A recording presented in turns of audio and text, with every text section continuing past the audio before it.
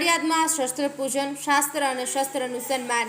નડિયાદમાં વિજયાદશમીના પાવન અવસરે રાષ્ટ્રીય સ્વયંસેવક સંઘ દ્વારા શસ્ત્ર પૂજન। વિજયાદશમી એટલે અસત્ય પર સત્યનો વિજય, અંધકાર પર પ્રકાશનો વિજય। આ પાવન પર્વે દેશભરમાં શૌર્ય અને શક્તિની પૂજાની પરંપરા ઉજવાય છે અને આ જ પવિત્ર દિવસે નડિયાદમાં રાષ્ટ્રીય સ્વયંસેવક સંઘ દ્વારા શસ્ત્ર પૂજન કાર્યક્રમનું આયોજન કરવામાં આવ્યું। નવદુર્ગા મહોત્સવ સહિતના વિવિધ સ્થળોએ વિધિવત રીતે શસ્ત્ર પૂજન કરવામાં આવ્યું। ધારાસભ્ય પંકજભાઈ દેસાઈ તેમજ અન્ય હોદ્દેદારો પણ ખાસ ઉપસ્થિત રહ્યા હતા। આ પરંપરા હિન્દુ સમાજમાં સંગઠનની ભાવના અને વિજય પ્રવૃત્તિને સ્થાપિત કરવાના હેતુથી દર વર્ષે ઉજવાય છે।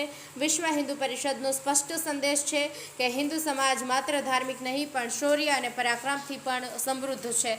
પૂજન મારફતે સમાજને એવો સંદેશ પાઠવવામાં આવ્યો છે કે શાસ્ત્ર અને શસ્ત્ર બંનેનું જ્ઞાન જરૂરી છે।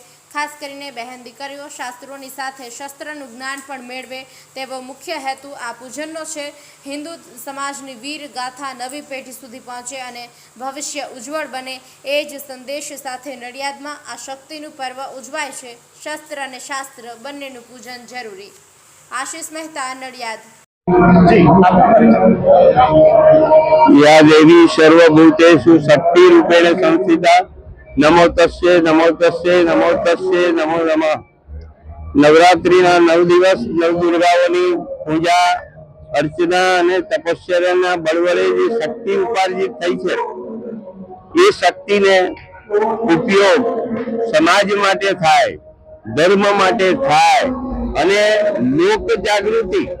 આપણા પૂર્વજો એટલા બધા વીરત્વથી ભરેલા હતા કે દુશ્મનોને તો આપણા સુનાળામાં આવતા પહેલા સામે જઈને ઘાત કરતા હતા।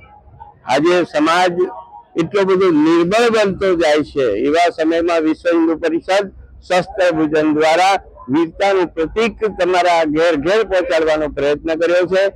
જે નવદુર્ગાઓ વડે 9 દિવસની તપશ્ચર્યા વડે જે શક્તિ ઉપાર્જિત થઈ છે એ તમામ શક્તિ સમાજ હિત માટે, ધર્મ હિત માટે વપરાય એવો સંદેશ સમાજને વિશ્વ હિન્દુ પરિષદ આપી રહ્યું છે। સમાજ જાગે અને આવનારા તમામ મુસીબતો, આવનારા તમામ આઘાતોને સહન કરવા માટે નહીં પણ સામનો કરવા માટે। આપણે મારવા જવું નથી પણ કોઈ મારવા આવે તો માર ખાવો પણ નથી। આટલી વેદના, આટલી જે આજના જે પ્રસંગો બની રહ્યા છે એ સંદર્ભમાં આપણે સૌ જાગીએ અને હથિયાર શસ્ત્ર પૂજન આજે જ કર્યું પણ ઘેર ઘેર દરરોજ શસ્ત્ર પૂજન થાય। આપણા ઘરમાં દરેકના ઘરમાં શસ્ત્ર હોવા જ જોઈએ એવો સંદેશ આજે હું આપું છું।